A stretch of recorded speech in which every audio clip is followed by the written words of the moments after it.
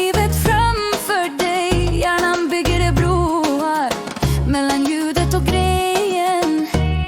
Du behöver bara våga lyssna, upprepa, förstå. En ny värld växer inuti dig då. Tänk på svenska, känn på svenska. Saker känns annorlunda när du tänker så. Tänk på svenska, dröm på svenska. Allt börjar här i ditt huvud ändå. När du ser ett bord och säger ett ord, din hjärna kopplar samman begreppet med ett ord.